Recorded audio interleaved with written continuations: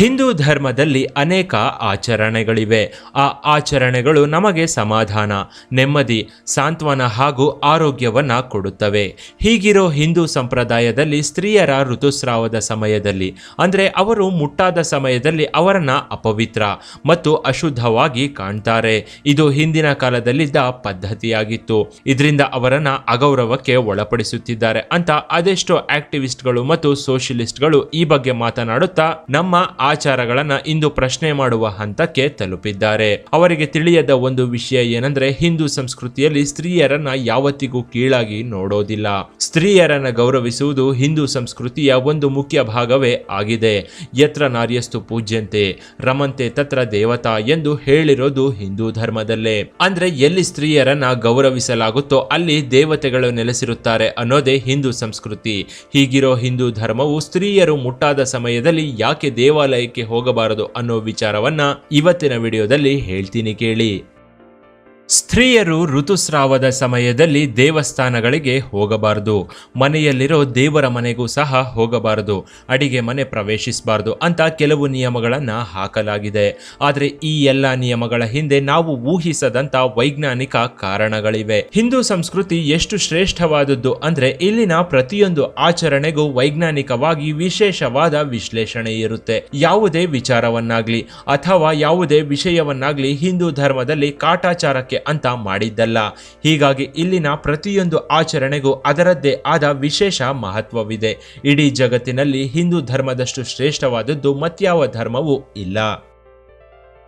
ಸ್ತ್ರೀಯರ ಋತುಸ್ರಾವಕ್ಕೂ ಮುನ್ನ ನಾವು ನಮ್ಮ ದೇವಾಲಯಗಳ ವಾಸ್ತುಶಿಲ್ಪ ನಿರ್ಮಾಣ ಕಲೆಯನ್ನು ಒಮ್ಮೆ ಗಮನಿಸಬೇಕು. ಹಿಂದೂ ಧರ್ಮದ ಪ್ರಕಾರ ದೇವಾಲಯಗಳನ್ನು ಎಲ್ಲಿ ದೈವಿಕ ಶಕ್ತಿ ಇರುತ್ತೋ ಅಲ್ಲಿ ನಿರ್ಮಿಸ್ತಾರೆ. ಆ ದೈವಿಕ ಶಕ್ತಿ ಇನ್ನಷ್ಟು ಹೆಚ್ಚಾಗ್ಲಿ ಅಂತ ಗರ್ಭಗುಡಿಯ ಮೇಲೆ ಗೋಪುರ, ಧ್ವಜಸ್ತಂಭ, ಕಳಶವನ್ನ ನಿರ್ಮಾಣ ಮಾಡ್ತಾರೆ. ಇದೇ ಕಾರಣಕ್ಕೆ ನಾವು ದೇವಾಲಯವನ್ನ ಪ್ರವೇಶಿಸಿದ ಕೂಡಲೇ ನಾವು ಭಕ್ತಿ ಪರವಶಕ್ಕೆ ಒಳಗಾಗ್ತೀವಿ. ದೇವಾಲಯದ ಒಳಗೆ ಪ್ರವೇಶಿಸುತ್ತಿದ್ದಂತೆ ದೇಹಾಲಸ್ಯ ಕಡಿಮೆಯಾಗುತ್ತೆ. ಇದೇ ಭಕ್ತಿ ಪರವಶತೆಯನ್ನು ನಾವು ವೈಜ್ಞಾನಿಕವಾಗಿ ವೈಬ್ರೇಷನ್ ಅಂತ ಕರೀತೇವೆ. ಸಾಮಾನ್ಯವಾಗಿ ಹಿಂದೂ ದೇವಾಲಯಗಳನ್ನ ಪ್ರವೇಶಿಸುತ್ತಿದ್ದಂತೆ ಈ ವೈಬ್ರೇಷನ್ ಶುರುವಾಗುತ್ತೆ. ದೇವಾಲಯವನ್ನ ಪ್ರವೇಶಿಸುತ್ತಿದ್ದಂತೆ ನಮ್ಮೆಲ್ಲ ಜಂಜಾಟಗಳು, ಕಷ್ಟ ಕಾರ್ಪಣ್ಯಗಳನ್ನೆಲ್ಲ ಮರೆತು ಏಕಾಗ್ರತೆಯಿಂದ ದೇವರ ಮೇಲೆ ಮಾತ್ರ ದೃಷ್ಟಿಕೋನ ಹೋಗುವಂತೆ ಮಾಡೋದೇ ವೈಬ್ರೇಷನ್. ನಾವು ಯಾವುದೇ ದೇವಾಲಯಕ್ಕೆ ಹೋಗಿ ಮಂತ್ರವನ್ನ ಪಠಿಸಿದ್ರೆ ನಾವು ನಿಂತಿರೋ ಜಾಗದಿಂದ ಅಂದ್ರೆ ನಮ್ಮ ಪಾದಗಳಿಂದ ಮೆದುಳಿಗೆ ಮೇಲ್ಮುಖ ಶಕ್ತಿಯ ಮೂಲಕ ವೈಬ್ರೇಷನ್ ಚಲಿಸಿ ಮಾನಸಿಕ ಶಕ್ತಿಯನ್ನ ಹೆಚ್ಚಿಸುತ್ತೆ. ಇದರಿಂದ ಜ್ಞಾನವು ಹೆಚ್ಚಾಗುತ್ತೆ. ಹೀಗೆ ಶಕ್ತಿಯನ್ನ ಶರೀರದ ಕೆಳಭಾಗದಿಂದ ಮೇಲ್ಭಾಗಕ್ಕೆ ಹೋಗೋದನ್ನ ಕುಂಡಲಿನಿ ಶಕ್ತಿ ಅಂತ ಸಹ ಕರೆಯುತ್ತಾರೆ. ಆದ್ರೆ ಸ್ತ್ರೀಯರು ಋತುಸ್ರಾವವಾದ ಸಮಯದಲ್ಲಿ ಇದು ವಿರುದ್ಧವಾಗಿರುತ್ತೆ. ಅಂದ್ರೆ ಮುಟ್ಟಿನ ಸಮಯದಲ್ಲಿ ಸ್ತ್ರೀಯರ ಶಕ್ತಿಯು ಕೆಳಮುಖವಾಗಿದ್ದು ಋತುಸ್ರಾವದ ಸಮಯದಲ್ಲಿ ರಕ್ತವು ಹೆಚ್ಚಾಗಿ ಹೊರಹೋಗುತ್ತಿರುತ್ತೆ. ಒಂದು ವೇಳೆ ಇಂಥ ಸಮಯದಲ್ಲಿ ಸ್ತ್ರೀಯರು ದೇವಾಲಯವನ್ನ ಪ್ರವೇಶಿಸಿದ್ದೇ ಆದಲ್ಲಿ ದೇವಾಲಯದ ಮೇಲ್ಮುಖ ಶಕ್ತಿ ಹಾಗೂ ಸ್ತ್ರೀಯರ ಕೆಳಮುಖ ಶಕ್ತಿಯಿಂದ ಉಂಟಾಗುವ ಸೂಕ್ಷ್ಮ ಬದಲಾವಣೆಗಳಿಂದ ಸ್ತ್ರೀಯರಿಗೆ ಹೆಚ್ಚಿನ ರಕ್ತಸ್ರಾವವಾಗಿ ಮರಣ ಹೊಂದುವ ಅವಕಾಶಗಳು ಹೆಚ್ಚಾಗಿರುತ್ತೆ. ಕಿಬ್ಬೊಟ್ಟೆ ವಿಪರೀತ ನೋವುಂಟಾಗುತ್ತೆ. ಇದೇ ಪರಿಸ್ಥಿತಿಯಲ್ಲಿ ಸ್ತ್ರೀಯರು ದೇವಾಲಯಕ್ಕೆ ಪ್ರವೇಶಿಸಿದ್ದೆ ಆದ್ರೆ ಋತುಮತಿ ಸರಿಯಾಗಿ ಆಗದಿರುವಿಕೆ, ಎಷ್ಟೇ ತಿಂಗಳುಗಳಾದ್ರೂ ಋತುಸ್ರಾವ ಆಗದಿರುವಿಕೆ, ಕೆಲವರಿಗೆ ಎಷ್ಟೇ ತಿಂಗಳುಗಳಾದ್ರೂ ಋತುಸ್ರಾವ ನಿಲ್ಲದೆ ನಿರಂತರವಾಗಿ ರಕ್ತ ವ್ಯರ್ಥವಾಗುವುದು ಆಗ್ತಲೇ ಇರುತ್ತೆ. ಇನ್ನು ಕೆಲ ಸ್ತ್ರೀಯರು ಗರ್ಭಧಾರಣೆಯಾಗದೆ ಇರೋದಕ್ಕೂ ಇದೇ ಮುಖ್ಯ ಕಾರಣವಾಗಿದೆ. ಸ್ತ್ರೀಯರು ಇಂತಹ ಭಯಂಕರ ಪರಿಸ್ಥಿತಿಗಳನ್ನ ಎದುರಿಸಬೇಕಾಗುತ್ತೆ ಅನ್ನೋ ಏಕೈಕ ಕಾರಣಕ್ಕೆ ಈ ಸಮಯದಲ್ಲಿ ಸ್ತ್ರೀಯರು ಅಡುಗೆ ಮನೆ ಪ್ರವೇಶಿಸಬಾರದು ಅಂತ ಸಹ ಹೇಳ್ತಾರೆ. ಕಾರಣ ಇಂತಹ ಸಮಯದಲ್ಲಿ ಸ್ತ್ರೀಯರ ಮೆದುಳು ಏಕಾಗ್ರತೆಯಿಂದ ಇರೋದಿಲ್ಲ.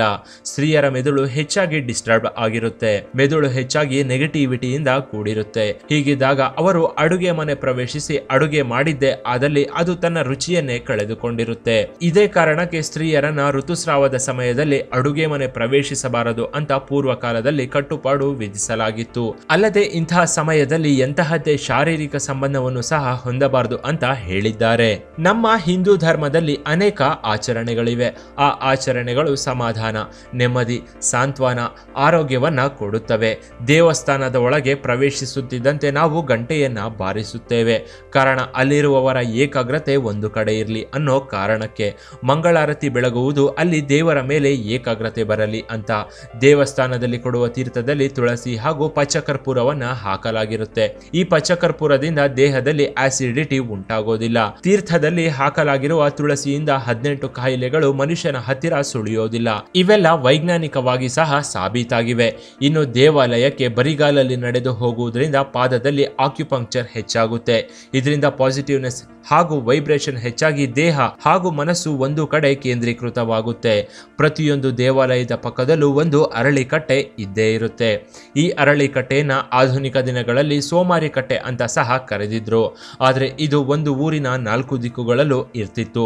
ಕಾರಣ ಅರಳಿ ಮರ ಯಥೇಚ್ಛವಾಗಿ ಆಮ್ಲಜನಕ ಕೊಡುತ್ತೆ. ಬೇವಿನ ಮರ ಊರಿಗೆ ಬರೋ ಸೂಕ್ಷ್ಮವಾದ ಸೋಂಕು ಹಾಗೂ ನೆಗೆಟಿವ್ ಎನರ್ಜಿಯನ್ನ ತಡೆಯುತ್ತೆ. ಇದೇ ಕಾರಣಕ್ಕೆ ಇಂದಿಗೂ ಅರಳಿಕಟ್ಟೆಗೆ ಅದರದ್ದೇ ಆದ ಮಹತ್ವವಿದೆ.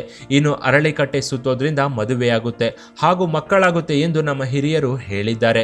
ಇದು ಕೂಡ ಸೈಂಟಿಫಿಕ್ ಆಗಿ ಪ್ರೂವ್ ಆಗಿದ್ದು, ಅರಳಿ ಮರವನ್ನ ನಾವು ಬೆಳಗ್ಗೆ ಎದ್ದು ಸುತ್ತೋದ್ರಿಂದ ದೇಹದ ಪಾದಗಳಿಗೆ ಆಕ್ಯುಪಂಕ್ಚರ್ ಹೆಚ್ಚಾಗಿ ಮೆದುಳು ಹಾಗೂ ಮನಸ್ಸು ಕ್ರಿಯಾಶೀಲವಾಗಿ ಕೆಲಸ ಮಾಡುತ್ತೆ. ಅರಳಿ ಮರದ ಎಲೆಗಳು ಅಗಲವಾಗಿರೋದ್ರಿಂದ ಆಕ್ಸಿಜನ್ ಹೆಚ್ಚು ಬಿಡುಗಡೆಯಾಗುತ್ತೆ. ಹೀಗೆ ಯಥೇಚ್ಛವಾಗಿ ಬಿಡುಗಡೆಯಾದ ಆಕ್ಸಿಜನ್ ಇಂದ ನಾವು ಉಸಿರಾಡಿದಾಗ ದೇಹದಲ್ಲಿ ಹಿಮೋಗ್ಲೋಬಿನ್ ಅಂಶ ಹೆಚ್ಚಾಗಿ ಇದರಿಂದ ದೇಹದಲ್ಲಿ ಬ್ಲಡ್ ಸೆಲ್ಸ್ ಚಲನೆ ಕೂಡ ಚೆನ್ನಾಗಿರುತ್ತೆ. ಮೆದುಳು ಆಕ್ಟಿವ್ ಆಗುತ್ತೆ. ದಿನ ಅರಳಿ ಕಟ್ಟೆ ಸುತ್ತೋದ್ರಿಂದ ದೇಹವು ಪ್ರತಿದಿನ ಪಾಸಿಟಿವಿಟಿಯಿಂದ ಇದ್ದು ದಿನನಿತ್ಯದ ಎಲ್ಲಾ ಕೆಲಸಗಳು ಸರಾಗವಾಗಿ ನಡೆಯುತ್ತೆ. ಇದೇ ಕಾರಣಕ್ಕೆ ನಮ್ಮ ಹಿರಿಯರು ಅರಳಿ ಕಟ್ಟೆಯನ್ನ ಸುತ್ತಬೇಕು ಅಂತ ಹೇಳಿದ್ದಾರೆ.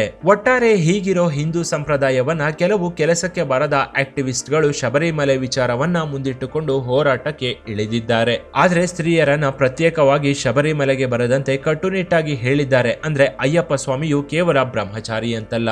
ಅಯ್ಯಪ್ಪ ಸ್ವಾಮಿ ನೆಲೆಸಿರುವ ಪ್ರದೇಶ ಸ್ತ್ರೀಯರ ಮೇಲೆ ಹೇಗೆ ಪ್ರಭಾವ ಬೀರುತ್ತೋ ಅನ್ನೋ ಉದ್ದೇಶದಿಂದ ಸ್ತ್ರೀಯರಿಗೆ ಶಬರಿಮಲೆ ಪ್ರವೇಶ ನಿರ್ಬಂಧಿಸಲಾಗಿದೆ ಹೊರತು ಅವರನ್ನ ಕೀಳಾಗಿ ನೋಡುವ ಮನೋಭಾವದಿಂದಲ್ಲ.